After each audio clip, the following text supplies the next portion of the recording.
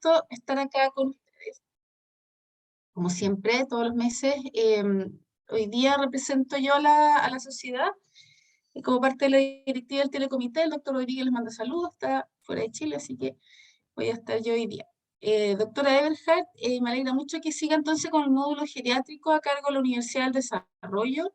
Hoy día va a presentar al doctor Pavlovich, que si quiere usted mismo lo presenta, que lo conoce más, y así entonces le dejamos la pantalla para que él pueda exponer y después estar un ratito para las preguntas. En total es 1 hora, entonces y ahí cerrado, porque todo el mundo tiene sus policlínicos, sus cosas, pero eso. Así que, doctor Pavlovich, un gusto, muchas gracias por venir hoy día.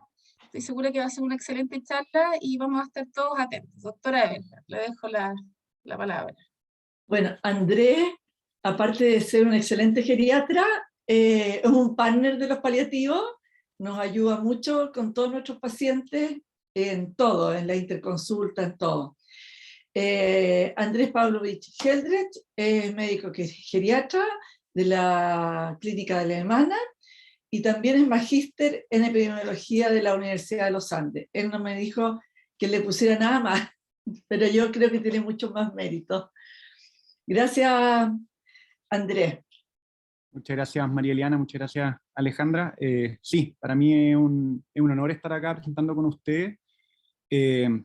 Creo firmemente que la geriatría y los cuidados paliativos son dos especialidades que se complementan, que ven al paciente de una forma súper especial, súper única, súper integrativa, así que cualquier instancia que nos vaya uniendo y buscando puntos en común y donde nos podamos complementar, por mi lado voy a estar siempre disponible. Así que voy a compartir. A pesar de tener algo de alma millennial, no soy tan millennial, así que puede que me demore en esto. Ahí está.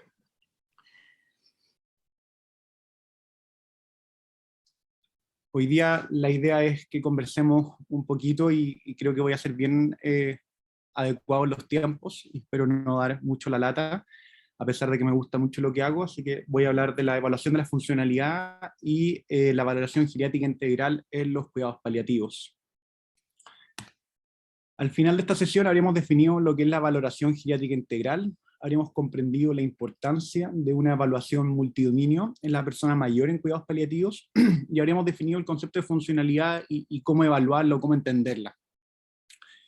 Tal vez no voy a lograr que salgan expertos en la funcionalidad, pero sí me interesa ponerles como este tema bien presente cuando hagan las evaluaciones y los planes terapéuticos, cuando evalúan a los pacientes en cuidados paliativos en cada uno de sus centros, en cada una de sus realidades. Para nadie es un misterio que el envejecimiento de la población es una característica de nuestro siglo. Alrededor de 1880, a finales del siglo XIX, con la revolución industrial se fueron generando una serie de innovaciones tecnológicas, socioeconómicas y de salud que fueron mejorando las expectativas de salud de la población en general, y esto fue llevando progresivamente a una mejoría en las mortalidades de la población, en especial en la mortalidad infantil, en especial en la mortalidad materna, y eso fue consecuentemente generando un aumento en el envejecimiento de la población.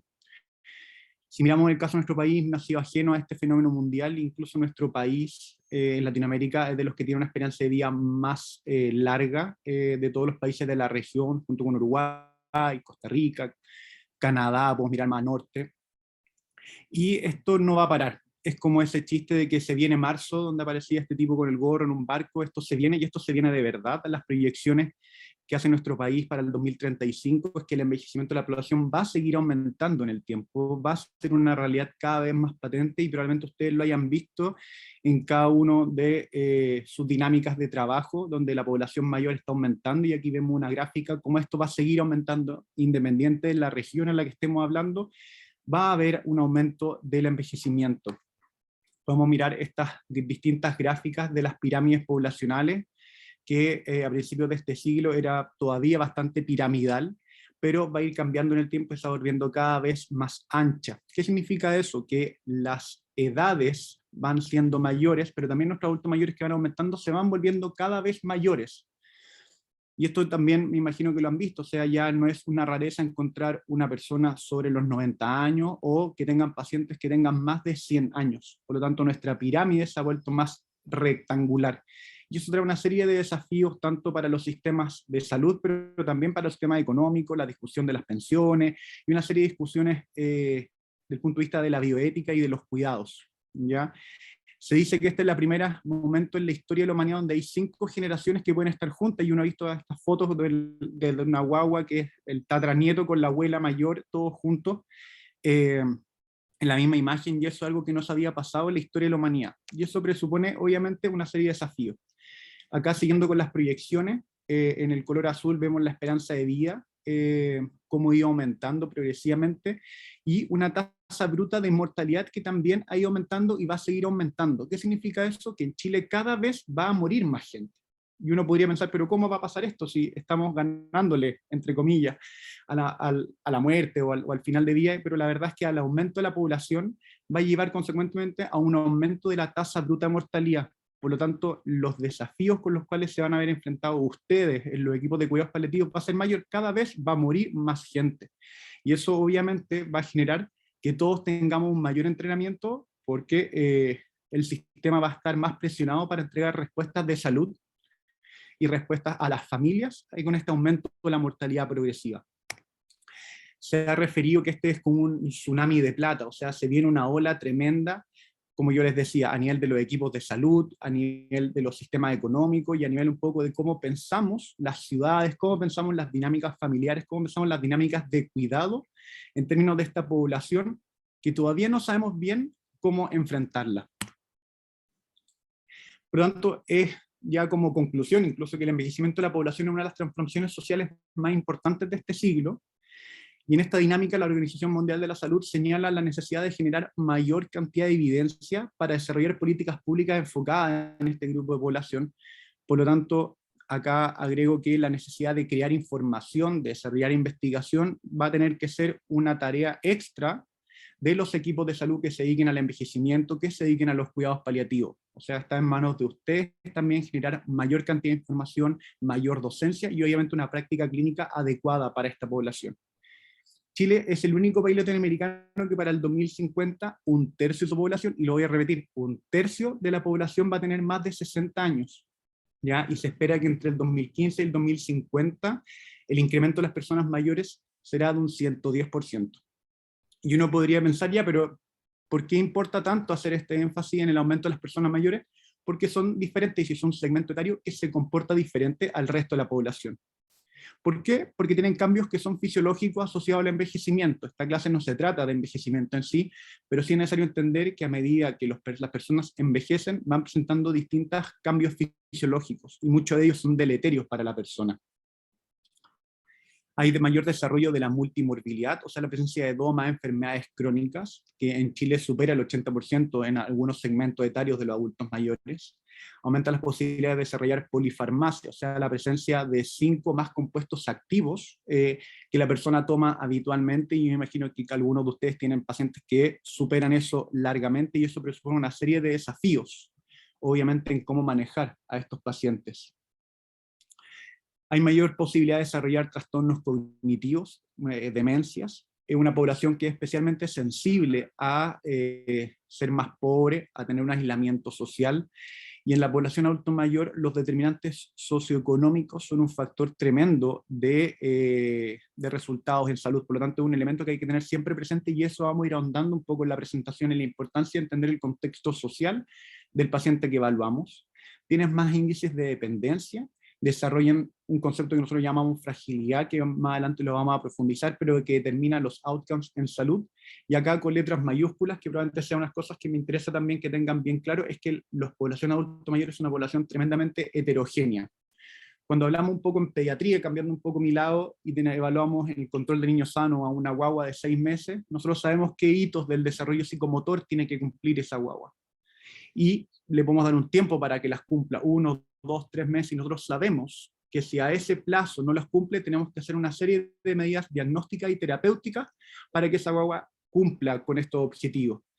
En cambio, yo puedo tener un paciente de 80 años que puede estar en cuidados paliativos, y nadie se va a extrañar, puede ser el gerente de una empresa, y puede ser perfectamente así, o puede ser un paciente que está entre medio de esos dos extremos de funcionalidad y de sobrevía, un paciente que se dializa, un paciente que está en una quimioterapia, un paciente que necesita ayuda para poder vestirse. O sea, es una población que la edad no determina de forma directa qué tipo de paciente tenemos al frente, y eso hace que tengamos que ser una medicina central la persona y enfocada en el paciente que tenemos al frente.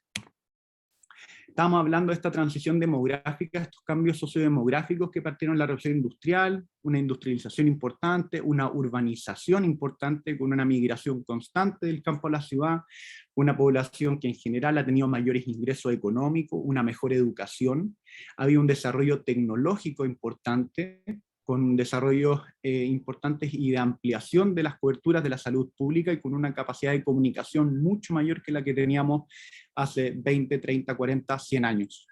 Se han ido disminuyendo la mortalidad por enfermedades infecciosas, con una mejoría en la mortalidad infantil, una disminución de la fecundidad en contextos más bien sociales que se han pospuesto la edad reproductiva de la mujer, ha disminuido la cantidad de hijos por mujer, ha habido una consecuencia de un envejecimiento de la población, como les venía contando, y en esta transición epidemiológica que se ha traducido de la transición demográfica, han empezado el surgimiento de las enfermedades crónicas no transmisibles como la verdadera pandemia de este siglo.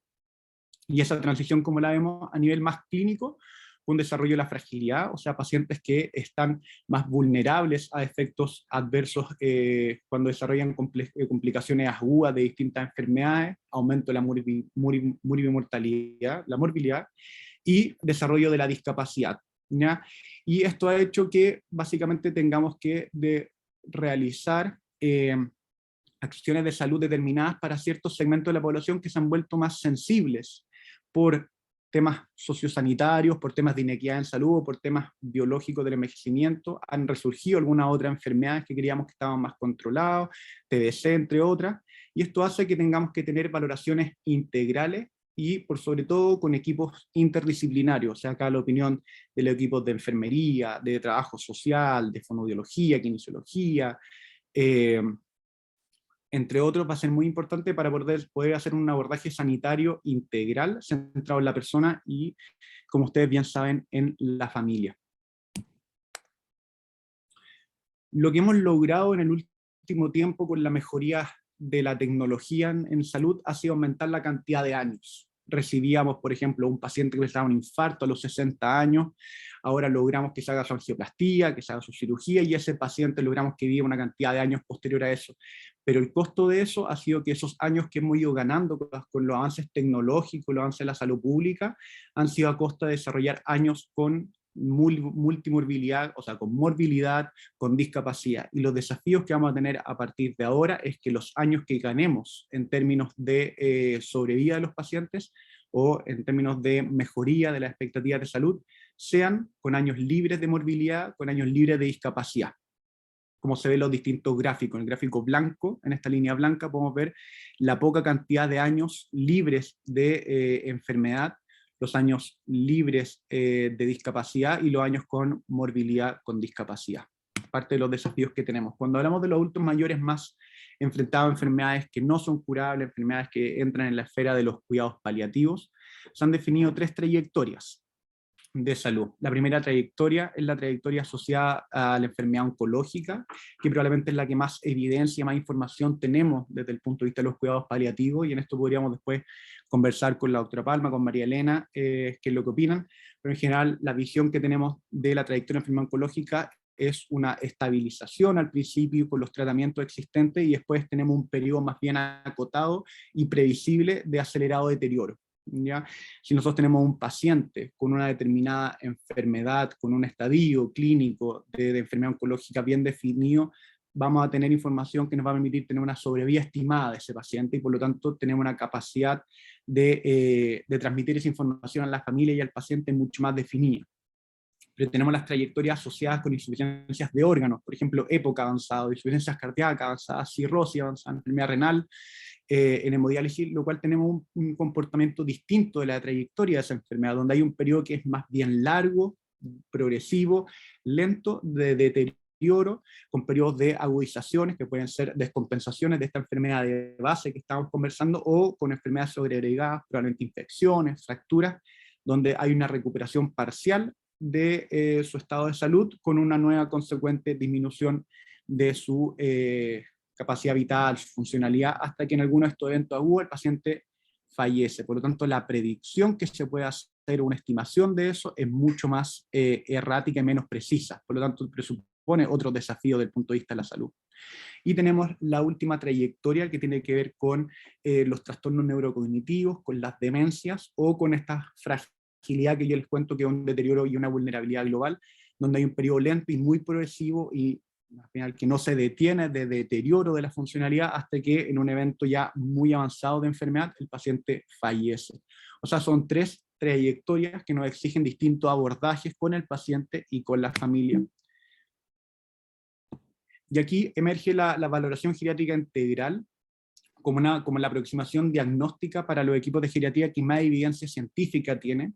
Ya se define como un proceso diagnóstico que es multidimensional, o sea, incluye los 4 grandes dominios que podemos pensar de una persona, que en su forma ideal es interdisciplinario, o sea, esta evaluación no la hace solamente el médico, sino que la compone todo el equipo de salud. Esto es la utopía, ¿ya? Y que está objetivada para cuantificar las capacidades y los problemas médicos, psicológicos, funcionales y sociales que tiene una persona mayor. La idea es desarrollar un plan exhaustivo de cuidados, de tratamiento y de seguimiento. Y en ese tema es bien dinámica la evaluación geriátrica integral, porque la idea es continuar con un seguimiento del paciente, que es algo que ustedes también realizan. O sea, acá yo creo que cada uno en su computador está pensando que hay ciertas cosas de la geriatría que ustedes también realizan con sus pacientes en cuidados paliativos. Obviamente la evaluación se diferencia de la evaluación médica estándar porque nos concentramos más en los pacientes frágiles, estos pacientes que son más vulnerables, que tienen problemas que son bien complejos, que no se solucionan solamente con un abordaje clínico, y que nuestro objetivo fundamental está en la funcionalidad y en la calidad de vida, y obviamente ocupando un equipo interdisciplinario y distintas escalas cuantitativas que nos permiten entender y cuantificar tanto el deterioro o la mejoría de nuestras intervenciones. ¿Cuáles son los objetivos que tenemos con la evaluación geriátrica integral? Mejorar la precisión diagnóstica, racionalizar el plan terapéutico y para nosotros es muy importante el plan farmacológico de los pacientes, asegurar un uso adecuado de los servicios de atención de salud, tratar de evitar las hospitalizaciones, evitar las institucionalizaciones en la medida que se puedan, determinar cuál es el destino óptimo del adulto mayor. En otros países hay una mayor gama de servicios para el adulto mayor, pero a nivel en Chile tenemos obviamente los establecimientos de larga estadía, tenemos su hogar con cuidadores diurnos, con cuidadores nocturnos, 24 horas, tenemos unidades de media instancia, o tenemos centros de día, y hay una distinta red de destinos que pueden ser útiles dependiendo del tipo de paciente, y obviamente nos sirve documentar en el tiempo la evolución o progresión de su cuadro. La evaluación geriátrica integral les contaba que tenía esta evaluación multidominio, se compone del dominio biomédico, el dominio mental, el dominio funcional, el dominio social y los síndromes geriátricos como un elemento también importante y complementario a la evaluación.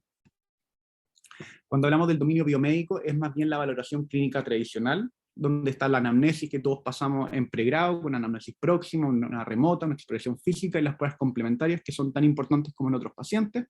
Acá bien importante el énfasis en los medicamentos, para nosotros es súper importante entender la cantidad de medicamentos, las dosis de medicamentos, el horario, la cronología de los medicamentos es importante para nosotros, quién se los entrega, si ellos se lo administran, cómo es la adherencia, cuáles se toman juntos, con las comidas o en ayunas, ya por los distintos tipos de interacciones que pueden haber entre los distintos medicamentos o entre los distintos medicamentos y la multimorbilidad. O sea, pueden tomar un medicamento que les sirve para algo, pero que puede ser deleterio para otra condición de salud que puede tener el paciente. Y sobre todo por lo que hemos estado conversando en los pacientes, siempre corroborar con el cuidador principal si es que lo amerita el estado funcional del paciente. Cuando hablamos del dominio mental, acá nos enfocamos en pesquisar trastornos del ánimo y trastornos cognitivos, y acá lo pongo en mayúscula, ni los trastornos del ánimo, tanto ansiosos como depresivos, ni los trastornos cognitivos, las fallas de memoria, las quejas de memoria, los olvidos, son atribuibles al envejecimiento de forma per se, y en eso hay que ser súper categórico, ¿ya? Incluso los pacientes muchas veces lo tienen interiorizado, ese tema, no, se me olvida porque ya estoy muy mayor, eso hay que prender una bandera, una ampolleta, una bandera roja y detenerse ahí y no pasarlo por alto, sí, no, está bien que tenga esa edad y que se le olviden las cosas, ¿ya? Obviamente hay un cambio social de envejecimiento que tiene que ver con la capacidad cognitiva de los pacientes, pero a priori no dejarlo pasar. La funcionalidad o la independencia, la autonomía de los pacientes, nosotros la dividimos en 3 grandes categorías: las actividades básicas de la vida diaria, que son los niveles más elementales de autocuidado que tienen los pacientes: comer, usar el baño, contener esfínter, y los que vienen justo después, que tienen que ver con asearse, vestirse, caminar, andar, levantarse de una silla, que son las actividades esenciales. ¿Ya? Estas son universales, o sea, las hacen todas las personas, todas las desarrollan en su vida, en todos los lugares del mundo, y no están influidas ni por factores culturales, ni por el sexo, ya que tenemos 2 grandes escalas, que son el CAPS y el Bartel. ¿Ya?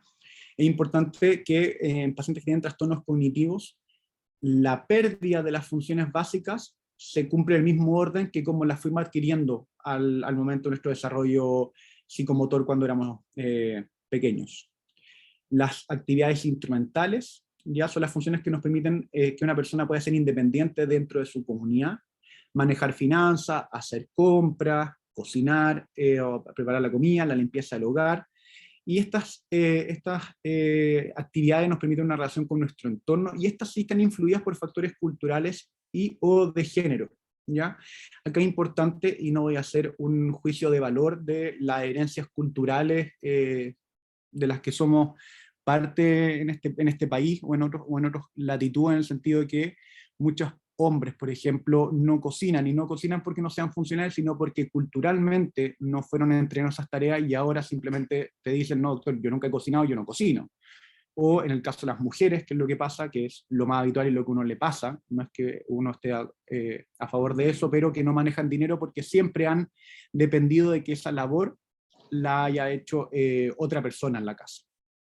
Y están las actividades avanzadas, que son las funciones más complejas, que tienen que ver con la capacidad de planificar y de ejecutar, y una interacción con los otros. Y ahí está el tema de las personas que trabajan, o planifican y ejecutan viajes, o se dedican a organizar hobbies que tienen que ver interacción con otros, o actividades religiosas. ¿Por qué es importante la funcionalidad? Y los geriatras hablamos constantemente de lo que es la funcionalidad, entre otras cosas porque para nuestros pacientes es importante, y para las personas es importante. Esta es la 5ª encuesta nacional de calidad de vida del adulto mayor del 2017, y lo que más se repite y la preocupación más importante que tienen los pacientes, el miedo que tienen, es a depender de otras personas. O sea, ahí hay que poner los focos, porque esta medicina basada en la persona tiene que ver con qué cosas son importantes para el otro. Más importante que uno vaya a enfermar gravemente, que vaya a fallecer un familiar, o que queden sin ingresos, que pueden ser cosas que para uno pueden ser bien complejas, para los pacientes en su mayoría o en una mayor cantidad es depender de otros, ¿ya? Y podemos ver que, aprovechando un poco el tema de que la importancia de los factores socioeconómicos, podemos ver en esta encuesta incluso que a menos educación aumentan todas las preocupaciones. O sea, las personas menos educadas son menos resilientes a distintos factores externos. Entonces, para nuestros pacientes es importante, por lo tanto para nosotros es muy importante. Cuando hablamos del dominio social, nos importa entender la estructura familiar, cuáles son las redes de apoyo, el tipo de vivienda, el entorno en el cual se desarrolla el paciente, y esto obviamente va dependiendo del motivo de ingreso, el motivo de consulta del paciente. Por ejemplo, para nosotros es importante saber si un paciente fracturado de cadera vive en una casa, si esa casa tiene 2 pisos, si su habitación está en el 2º piso, si tiene ascensor en su edificio, porque eso nos va a determinar el objetivo terapéutico de rehabilitación de ese paciente, pensando que va a tener que subir y bajar escaleras, y no simplemente operarse, que lo vayan a dejar a la casa, lo dejan en su cama en el 2º piso, y de ahí no puede bajar hasta que complete esa rehabilitación, por ejemplo. ¿Cuál es su acceso a servicios básicos? Si su ambiente es rural o no. Las actividades recreativas de las que realiza para poder ponerlo énfasis y mantener ese nivel de interacción social, el tipo de ayuda, si tiene cuidadores, si sus cuidadores son formales o informales, son diurnos, nocturnos, hay algún día que estén o no, para poder fijar un plan de cuidado y de tratamiento en su ambiente habitual, y los niveles de ingresos. Y los síndromes geriátricos, que son el conjunto de cuadros que tienen múltiples formas de llegar a esos, como cualquier síndrome. Son una serie de enfermedades que son más prevalentes o bien prevalentes en los adultos mayores, y que son causa de incapacidad funcional, incapacidad social, y que interactúan entre ellos, y acá se habla de las IES de la geriatría, y esto es más bien en inglés, y les pongo los dos cuadros porque la mnemotecnia obviamente es gringa. Y ahí tenemos la inmovilidad, la instability o la inestabilidad de las caídas, la incontinencia urinaria y fecal. Fíjense que acá pueden haber incapacidades sociales, o sea, un paciente que tiene incontinencia fecal, urinaria, su capacidad de salir o su disponibilidad para salir o su motivación para interactuar con otras personas se va a ver mermada, y eso es tan importante para nosotros como otro tipo de autonomías. La inanición o la desnutrición con baja de peso, el aumento de las infecciones, impairment de la vision or hearing, que son alteraciones de la vista o el oído, se ocupa audífono o no, se ocupa lente o no, cómo han funcionado esos ayudas técnicas, ayudas sensoriales, el estreñimiento o impactation, la depresión o el insomnio, la iatrogénesis, habíamos hablado de esta polifarmacia que es muy peligrosa, pero también hay una lista de medicamentos que para nosotros son inadecuados para el adulto mayor, y eso también se describen como parte de las cosas que evaluamos y se pueden cambiar por elementos más seguros terapéuticos, la impotencia y la inmunodepresión. La fragilidad, yo constantemente he estado hablando de esta fragilidad, que es un concepto bien geriátrico, pero que para nosotros es súper útil cuando hablamos con el paciente y con la familia. Es un estado fisiológico de gran vulnerabilidad en relación a estresores biológicos, por lo tanto tienen mayores posibilidades de resultados adversos en salud y mayor mortalidad. Todos hemos tenido pacientes que ingresan por un motivo a la clínica, y dentro de la clínica o dentro del hospital ingresaron por una infección y desarrollaron delirium, se constiparon, hicieron una retención urinaria, se desnutrieron, hicieron una úlcera por presión, o sea, por un motivo de consulta, fueron desarrollando resultados adversos en salud en una hospitalización, por ejemplo. Y eso habla de la baja reserva funcional que tienen estos pacientes antes de ingresar, y lo mismo puede suceder en la casa. Existen dos grandes categorías conceptuales de la fragilidad que se usan, principalmente la fragilidad física, es un concepto más ocupado en la literatura, que habla de una disminución de la masa muscular, que se entiende como una pérdida de la fuerza, un rendimiento motor lento, como una baja velocidad de la marcha, una disminución de la actividad física, una disminución del gasto calórico de esos pacientes, una peor tolerancia al ejercicio o una fatiga como síntoma con los pacientes, y una ingesta nutricional que es inadecuada con una baja de peso subsecuente. ¿Ya? Y con esos 5 uno construye o arma este concepto de fragilidad. Y el otro es el índice de fragilidad, que es otra visión de este constructo, donde se habla que hay una sumatoria, un conjunto de comorbilidades o de déficit, que al superar cierto umbral desarrollan un aumento en la vulnerabilidad. Y este último concepto se ha ido ampliando, nació como bien biológico, bien multimórbido, pero se han ido agregando los conceptos más psicosociales, o sea, psicológicos, cognitivos y también de la esfera social. O sea, un paciente es más vulnerable si su red de cuidado es más vulnerable, si su nivel de ingreso es menor. ¿Ya?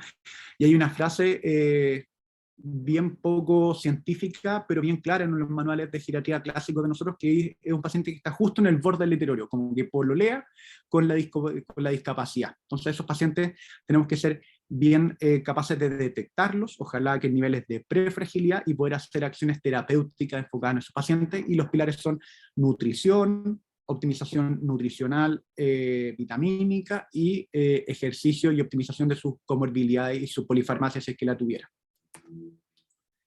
Ya a nivel de conclusiones, estoy bastante en el tiempo que me planteé. El envejecimiento de la población es uno de los mayores desafíos para los sistemas de salud, y probablemente sea así de aquí hasta que sigamos el resto de las decenas que nos quedan acá. Las personas mayores son un grupo tremendamente heterogéneo y que presenta una serie de diferencias en el abordaje en relación a otras poblaciones. La evaluación multidominio es la aproximación más adecuada para las personas mayores, y más aún, ya que podemos conversarlo después, en pacientes que están en cuidados paliativos. Y los pacientes mayores en cuidados paliativos son un grupo especialmente beneficiado de una evaluación integral. Muchas gracias.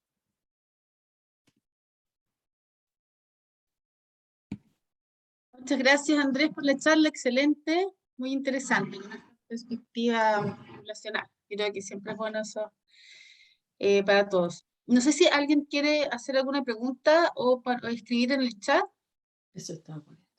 Eso, si no, mientras tanto, puedo aprovechar de preguntarte, Andrés, por ejemplo, en pacientes adultos mayores oncológicos, que es lo que más vemos nosotros, y se mezclan todas las patologías, toda la valoración no oncológica y la oncológica. ¿Cómo conversan las escalas de funcionalidad, por ejemplo, oncológica, con la valoración geriátrica integral? Que si yo en oncología, tú sabes que se usa mucho el ECO, que el Karnofsky, que tiene ya como 60 años por lo menos de uso clínico, pero se sigue usando y tiene utilidad en estimar respuestas a ciertos, por ejemplo, tratamientos oncológicos. Pacientes con ECO muy bajos no entran a los protocolos. ¿Cómo conversa eso con una valoración de un Bartel? ¿Puede haber un Bartel bueno o malo con un ECO bueno o malo? ¿Son sinónimos? ¿Son distintos? ¿Qué opinión te merece? A ver, yo creo que yo creo que un poco lo importante es que todavía estamos en un momento donde la oncología y la geriatría están empezando a conocerse. Todavía están empezando como a olerse las colas, por decirlo de alguna forma, y ver cuál es la necesidad de trabajar en común. Y en ese término, el tema del lenguaje es súper importante y de entender el lenguaje del otro. ¿Ya? Probablemente el Bartel, el CATS, el Loton, que está enfocado en actividades más instrumentales, sean herramientas más sensibles y más discriminativas de pequeñas variaciones que el ECO.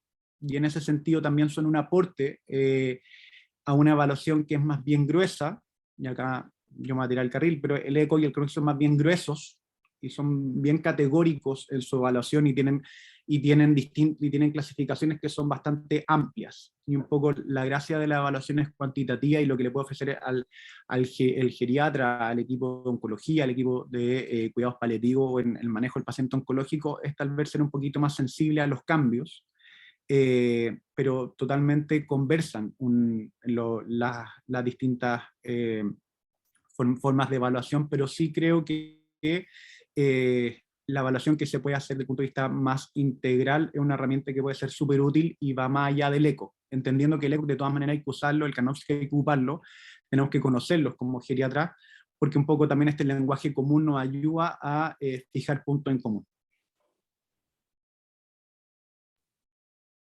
Perfecto, muchas gracias. O sea, en el fondo tú puedes tener, por ejemplo, un paciente que tenga un ECO 1 o 2, que en el fondo funcionalmente, desde el punto de vista de la carga de enfermedad, no parece estar tan afectado, pero si tú le haces una valoración geriátrica, es posible que tú sí veas dependencias y veas otras cosas que sí son problemas relevantes y que pueden influir en la toma de decisiones. O sea, no tenéis que tener un ECO 3-4 para tener una Claro, alteración de eso te lo claro. digo. Y un poco también la gracia, si tengo un ECO 1, un ECO 1, un ECO 2, la variación geriátrica puede encontrar elementos que te pueden ayudar a optimizar ese paciente. Y vamos a este tema que yo había hablado muy someramente, lo que es la prefragilidad, donde igual podemos optimizar a ese paciente y hacer un precondicionamiento, dependiendo si va a una quimioterapia, o si va a una cirugía, o si tiene una polifarmacia, y tiene elementos que lo puedan descompensar en un futuro. Un poco nos permite ser, pues de una forma tal vez más preventivos, o llegar un poco antes a ciertos déficits que mejoren los resultados en salud. Perfecto. Claro, y al revés también, quizás puedes tener un paciente con un Loton alto, por ejemplo, una persona que sea súper autónoma en lo cognitivo, pero que tenga un cáncer muy avanzado y que esté funcionalmente muy afectado por el cáncer, y que aún así siga siendo una persona que sea independiente de lo instrumental, que son cosas que miden, en el fondo las escalas miden cosas distintas, y con sensibilidades distintas, y quizás entrenarse en eso para saber interpretarlas, ¿no? Hay combinaciones infinitas. Sí, totalmente. Un poco lo que yo les decía, esta trayectoria al cáncer, o sea, un paciente puede estar súper bien y súper como en su nivel basal, pero tener una carga de enfermedad oncológica que sea muy, muy alta, que eso te haga tomar ciertas decisiones, totalmente. Y obviamente las deficiencias funcionales de los pacientes pueden ser por temas cognitivos, pero también pueden ser por temas físicos. Un paciente, por ejemplo, que puede ser cognitivamente muy bien, pero tiene una artritis reumatoide muy, muy severa, va a tener una dependencia independiente de su nivel cognitivo. Entonces, también entender de dónde nace la dependencia o dónde nace la necesidad de cuidados también va a ser útil para definir un plan de cuidado. Perfecto. Acá, del Hospital Base de Osorno, nos están haciendo un comentario. La formación en cuidados paliativos en geriatría podía hacer pensar que estos pacientes se mantengan con su geriatra de cabecera y no necesariamente ingresar a un programa de paliativo. Que no sé para quién es la pregunta, entonces la Carola. Pero Carola, puedes tomar el micrófono, pero si no, le aprovechamos que está el doctor Pablo. ¿Y qué opina? Con la doctora Eberhardt. A ver, yo creo que soy un convencido de que los programas son un elemento central de la salud de los pacientes. Y un poco que venía conversando esto cuando hablamos del tema interdisciplinario. Yo no tendría patas para decir como no, quedarse con su geriatra y no ingresen al programa de cuidados paliativos porque es un programa, porque está armado. Lo que yo podría decir es que sería increíble que en los equipos de cuidados paliativos haya un geriatra, por ejemplo. Eso me parece mucho más beneficioso para el paciente, más que decir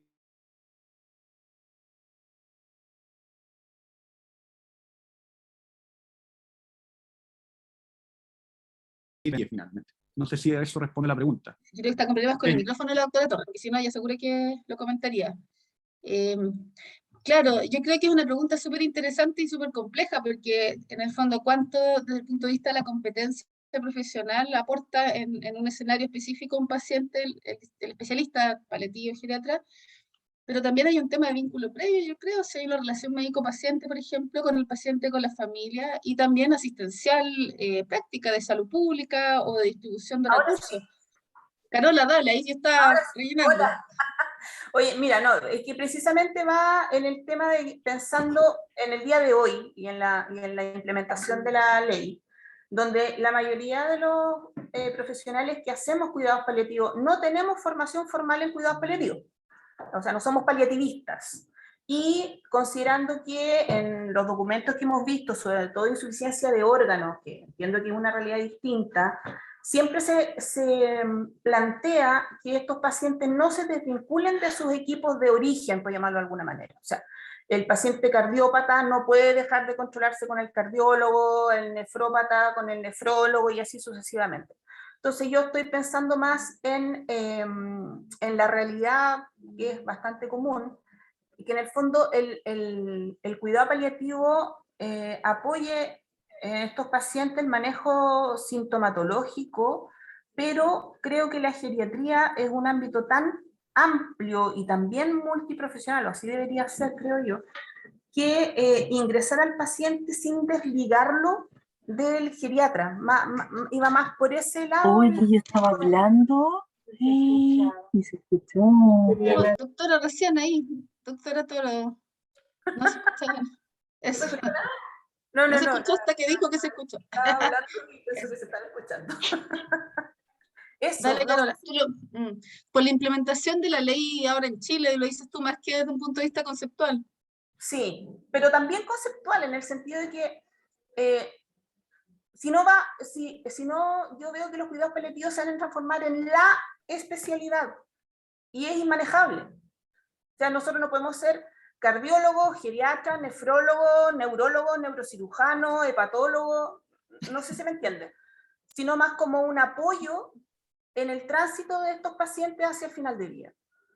No sé si se comprende el concepto, a eso voy, porque yo siento que el programa de cuidados paliativos se está transformando más en una bolsa de gato, donde todos los pacientes que no son curativos vienen para acá. Y eso es como una especialidad,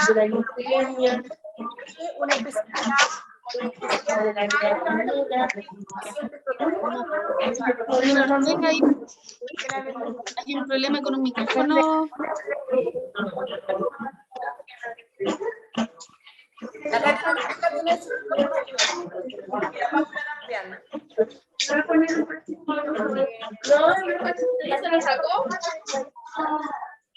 Disculpen, ¿pueden apagar el micrófono, por favor, los que no están hablando?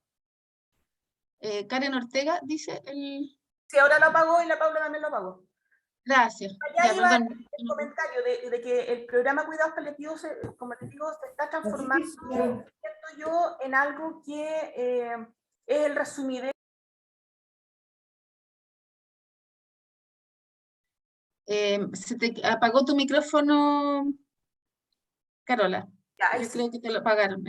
Sí, pues entiendo. No sé si alguien más, ¿hay alguien del MinSal o no? Porque creo que es súper interesante, podríamos hacer un telecomité solo de eso, cómo implementar una ley de cuidados paliativos universales en un país latinoamericano, con nuestra realidad formativa y todo.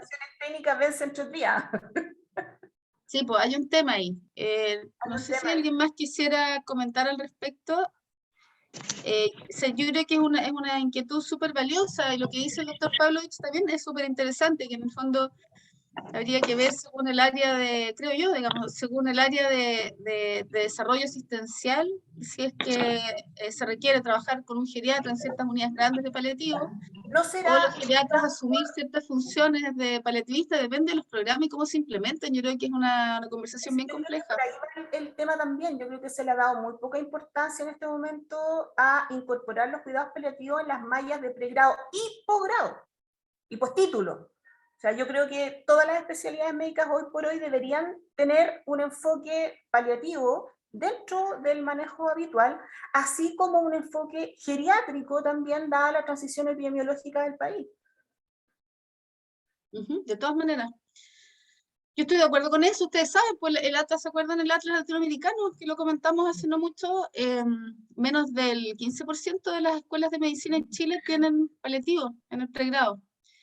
Y no hay ni un programa acreditado. Tenemos el postítulo, ¿cierto?, de subespecialidad de la Universidad Católica, que es el único que hay. No tenemos programas de primarias ni derivadas acreditados todavía, porque es un proceso que está suspendido a nivel nacional. Así que, por supuesto que Yo estoy estamos súper esperando al el dedo. tuyo para mandar a formar a mi colega. Claro, y hay que hacerlo, y excelente, digamos, y lo que pasa es que tenemos que tener programas en más de una universidad, los programas tienen que ser acreditados con estándares internacionales para que formemos bien a los especialistas, pero por supuesto que los especialistas tienen que ser un grupo, como decía Andrés, hay que desarrollar investigación y hay que desarrollar estructuras formativas, pero se trata de que los paliativistas súper especializados vean a todos los pacientes porque es imposible, po. Entonces, por supuesto que ahí se encadena con que hay que tener paliativo en el pregrado, así como, no sé, pues una veces todo el mundo ve diabetes, hipertensión, no son endocrinólogos y cardiólogos, habrá que ver también paliativo, digamos, pero en una cadena de complejidad que permita que el país se desarrolle, pues que hagamos en los distintos niveles de complejidad lo que hay que hacer para que los pacientes se atiendan bien. Pero yo creo que estamos partiendo, Carola, nos queda un camino, nosotros vamos a jubilarnos y todavía va a quedar mucha pega, así que Seguro. Antes que tú. nos vamos a jubilar juntas. Hola, Tanto tiempo. hola, Adelante. hola, buenos días. Mi nombre es Daniela Arellano. Soy bien nueva en el mundo de los cuidados paliativos, pero sí, yo tengo la misma inquietud, que siento que de repente eso mismo es como una bolsa de gato y además con una formación como bien básica, muy poco validada a veces. Por lo mismo, siento que quizás acotarla un poco más a, por ejemplo, que un paciente se entiende, y creo que está bien, sea visto por un geriatra, no sé, desde los 65 años, por poner un ejemplo, hasta los 80, pero creo que el cuidado paliativo tiene otro significado, creo que tiene que ver con el fin de vida, que son generalmente los últimos 6 meses o el último año del paciente, y que no es el especialista de ese paciente, y no es probablemente, nunca va a ser su médico cabecera, no sé si se entiende. Yo creo que de repente ahí, incluso los mismos médicos que nos derivan los pacientes, están medio confusos. No sé si se entiende mi comentario. Sí, gracias, Daniela, me pareció. Disculpa que no veo tu... Sí, Ahora, es que voy manejando, por eso no puedo tener mi micrófono, o sea, mi cámara. perfecto. Bueno, está abierta la discusión. Yo creo que en el fondo hay distintos niveles de medicina paliativa básica, intermedia y de especialidad, y creo que hay necesidad poblacional para todos esos niveles de formación. Paliativo puede ser paliativo de soporte, los pacientes oncológicos en manejo activo a veces necesitan medicina paliativa de calidad para control de síntomas, toma de decisiones, etc. Así como pacientes en fin de vida no siempre necesitan un paliativista, y un médico a cargo, un médico familiar o un médico geriatra puede hacer el trabajo, digamos. Yo creo que depende de la red asistencial y de la formación de los profesionales. Pienso que son niveles de complejidad y que la estructura asistencial de los países, por lo menos hasta donde yo sé, donde se ha desarrollado más, permite el desarrollo y necesita el desarrollo en todos los niveles. No creo que sea solo un nivel. Creo que como toda especialidad, como toda área de desarrollo, requiere distintos niveles de complejidad y de formación profesional. No solo médica, también del resto de los equipos de salud, que por supuesto que son iguales o más importantes, enfermería, psicología, asistente social, etc. No sé, creo que responde parcialmente. Eso. Dale una consulta súper práctica para Andrés, para volver al tema Sí, geriátrico. volvamos al tema, Andrés, eso. Una cuestión súper práctica. ¿Cuánto tiempo se estima que se necesita para hacer una evaluación integral geriátrica a un paciente? ¿O cuántas sesiones? Porque pensando en ampliar también este tipo de evaluación, porque muchas veces por los tiempos quedamos un poco cortos, pero como para pensar, ya, avancemos en los temas geriátricos, pero ¿cuánto tiempo se necesita para hacer una evaluación integral de un paciente geriátrico? Entiendo que si un paciente colabora o no colabora, según su estado cognitivo, su estado de conciencia, pero una aproximación. Es una súper buena pregunta, y eso yo creo que hay la clásica respuesta a la medicina, depende, pero la verdad es que tal vez aterrizándolo más, primero, como les contaba, es algo que es dinámico, o sea, no es necesario que uno tenga 1 hora o 60 minutos cronológicos para dedicar al paciente y hacer una evaluación geriátrica final médica y tener la lista, sino puede ser un proceso que vaya en el tiempo. Y obviamente uno primero se enfoca en las cosas que son más importantes y uno puede ir después si tiene menos tiempo y uno después va sumando elementos a medida que va pasando el tiempo. Si uno lo aterriza, yo creo que una valoración geriátrica médica formal no puede durar menos de 30 minutos. Así como el mínimo, y en general nos demoramos más, sobre todo cuando uno entiende que no va a haber una continuidad tal vez en el lado privado. Uno entiende que cada consulta es un tema económico de por medio, un tema de llevar al paciente, de pagar estacionamiento, de hacer toda una dinámica, y uno trata de ser más bien exhaustivo en el tiempo que uno tiene, y en eso yo creo que son más llevados a los 45 minutos, y uno trata de sacarle el jugo a ese tiempo, ¿ya? Pero obviamente dependiendo del tipo de paciente, cómo uno enfoca en la evaluación geriátrica. O sea, si tengo un paciente con una demencia avanzada, mi evaluación geriátrica igual va a ser distinta que si estoy viendo un paciente de 65 años que viene por un chequeo. Y estas cosas como cuantitativas que yo les contaba van a ir dependiendo, ¿ya? Pero en general uno necesita bastante tiempo de calidad y a veces un poco necesita una evaluación con el familiar también, para poder llevarla a cabo, independiente de las evaluaciones que pueda tener por otros equipos de salud, o sea, por otros miembros del equipo de salud. ¿Ya? Pero en Andrés, general, como yo me demoro como 45 minutos, en verdad, es como lo que yo me tomo de tiempo por paciente. Andrés, y complementando eso, si tú dijeras, mira, yo en realidad creo que es variable, ¿cierto? Cada colega verá porque tiene otras cosas que evaluar también, dependiendo de su expertise, el motivo de consulta, etcétera. Pero si tú dijeras, mira, yo recomendaría que si un médico dedicado a otra área quiere hacer una valoración básica, se entrene o aprenda a usar al menos esta, de todas las cosas que tú mencionaste. ¿Cuáles tú recomendarías como instrumentos base, como recomendables en este escenario, más de medicina general? Súper. Al final, ahí podríamos tal vez hacer como una cápsula alguna vez, pero me parece que hay screening cognitivos que duran 5 minutos, una velocidad de marcha que demora más o menos unos 3 minutos en hacer, y una evaluación de la fragilidad. Ya con esos 3 elementos yo sentiría que podemos tener una evaluación de un paciente más integral, con esas como 3 visiones. Ya son como 3 elementos que yo creo que podrían ser incluidos en una valoración donde uno tiene menos tiempo, del que yo casi que presumí, que es como un lujo tener tiempo para mí con los pacientes, pero esas 3 evaluaciones, o sea, ver el tema cognitivo, tal vez hacer un screen rápido de trastornos del ánimo, hacer una evaluación de la velocidad de marcha o de la fuerza finalmente, y una evaluación de la fragilidad, que es un poquito más amplia que eso, uno ya podría tener una aproximación a un paciente como en concepto más geriátrico de por medio.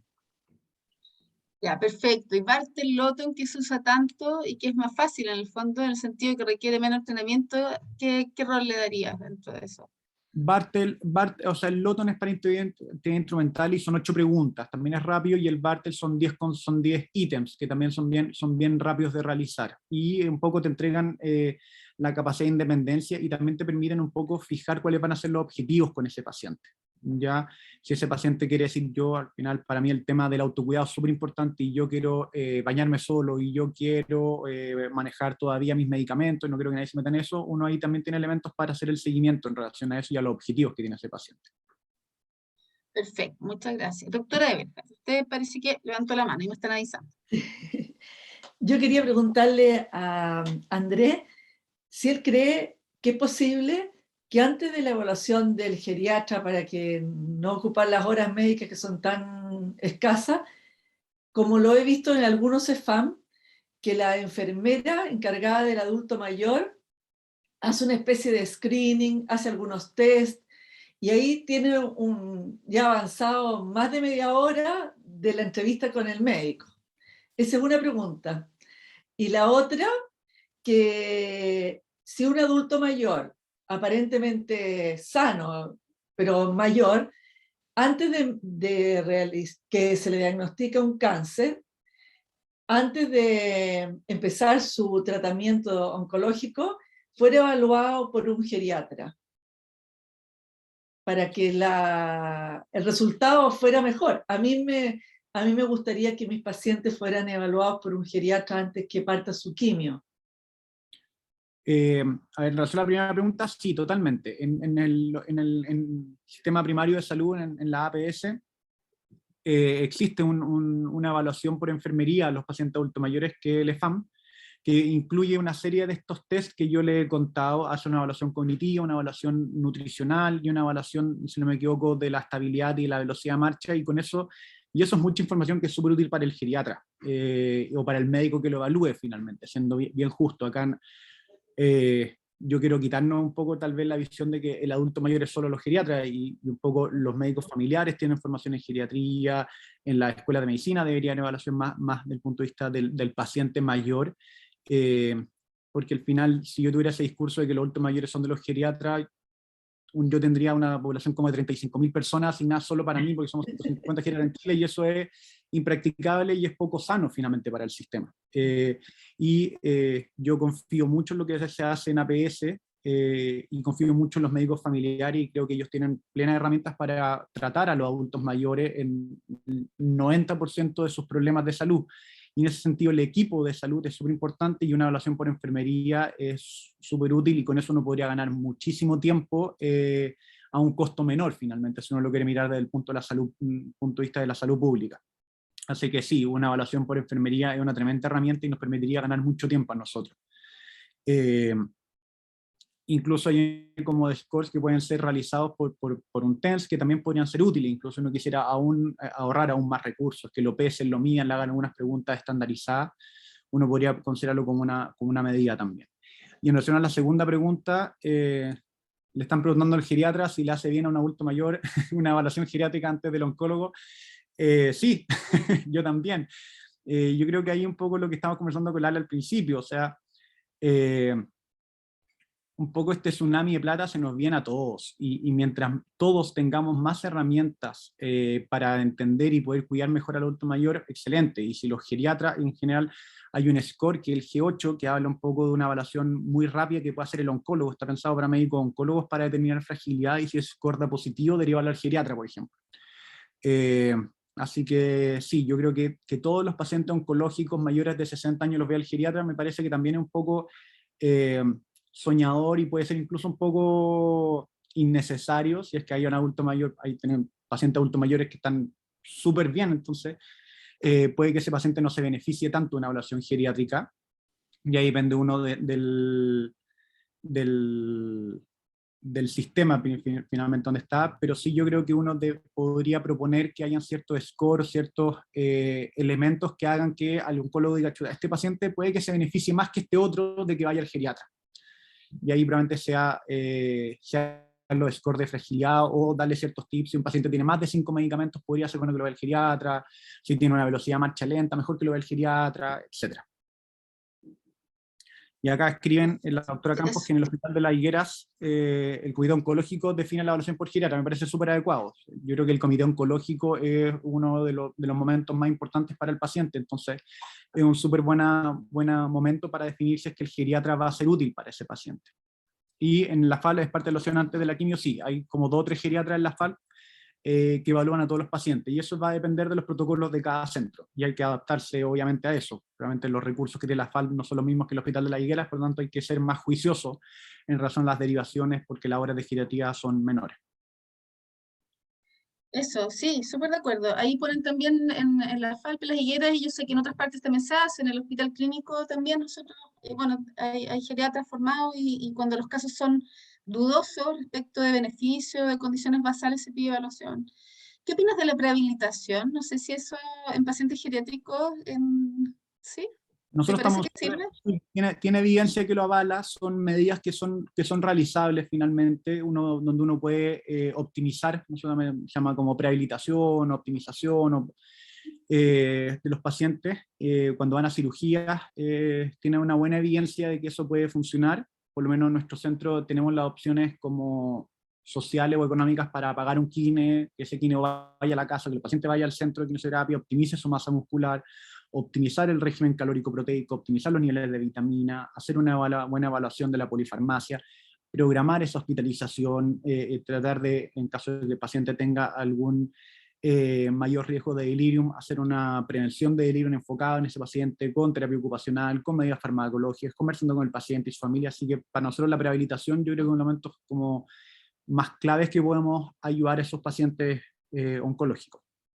Eso. Bueno, eso también es un área grande, que es un poco límite con nuestra práctica, pero es los pacientes que no están en condiciones, nunca van a estar en condiciones y es paliativo exclusivo, o pudieran llegar a estar en condiciones y es un paliativo o transitorio o de puente en el fondo.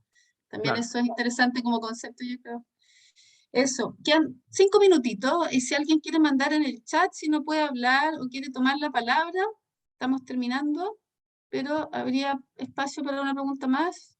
Doctora Eberhard, no sé si usted quiere cerrar o hacer otra pregunta. Quería hacer un comentario, porque la verdad es que hay situaciones del país en este minuto que la ley está empezando, que estamos formándonos, la mayoría no tenemos la formación, por ejemplo, que tienes tú, entonces se nos viene como un tsunami, como dice Andrés, pero que no perdamos la esperanza de que algún día vamos a poder hacer muy buenos cuidados paliativos, que vamos a hacer más, que vamos a poder trabajar más organizados, que vamos a poder ayudarnos con los geriatras, con muchas otras especialidades que van a tener que contribuir a esta gran especialidad, que no creo, como decía alguien, que somos el patio de atrás, trasero, donde resumimos todo. Yo creo que es entretenido lo que hacemos, es valioso y es muy motivante. Yo creo que los chilenos merecemos que haya muy buenos cuidados